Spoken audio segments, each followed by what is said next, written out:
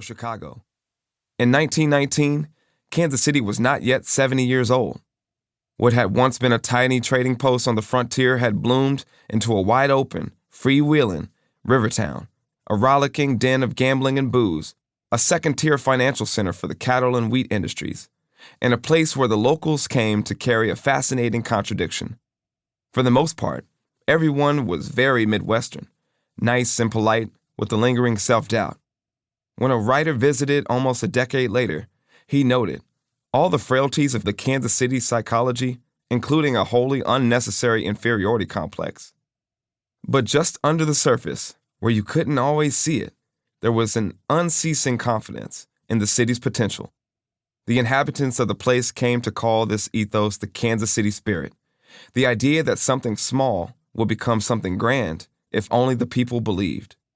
Civic leaders dreamed of a beautiful city of 1 million, turning the phrase into a marketing slogan. They built winding boulevards and sprawling parks. They watched the population boom. On that fall Saturday morning in 1919, when the Liberty Memorial Parade took over downtown, the Kansas City Star newspaper called the project the most important in the city's history, the beginnings of one of these dream cities built in imperishable stone.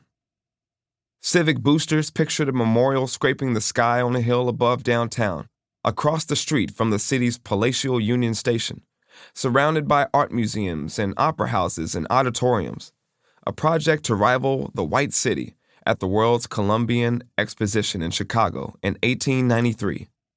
If any fiscally conservative citizen voiced their objection to the ambitious cost, the Star had a quick retort. Kansas City isn't a $100,000 town.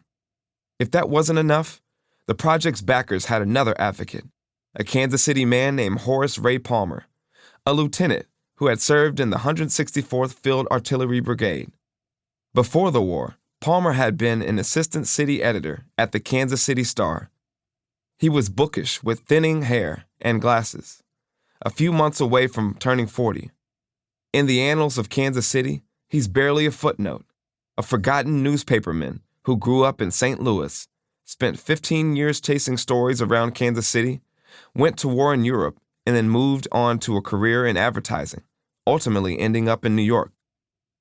On the day before the Liberty Memorial Parade, Palmer wrote a piece for his former newspaper, imploring his fellow citizens to raise the $2.5 million, tapping into the Kansas City spirit and a collective fear that never seemed to go away.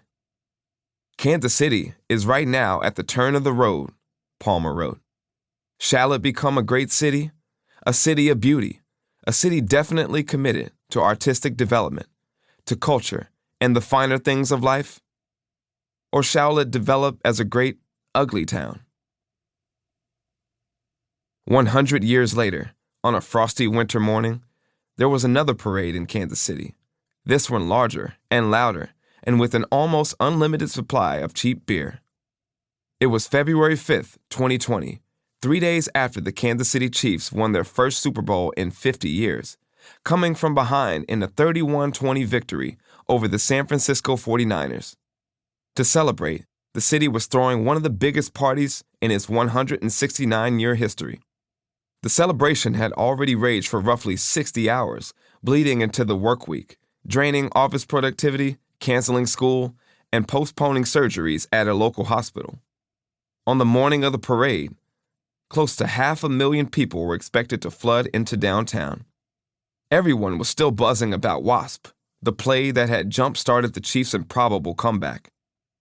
The route started on Grand Boulevard, same as the Liberty Memorial parades, and ended in front of Union Station, creating a 2-mile line through the heart of the city. The forecast called for snow flurries and frigid temps.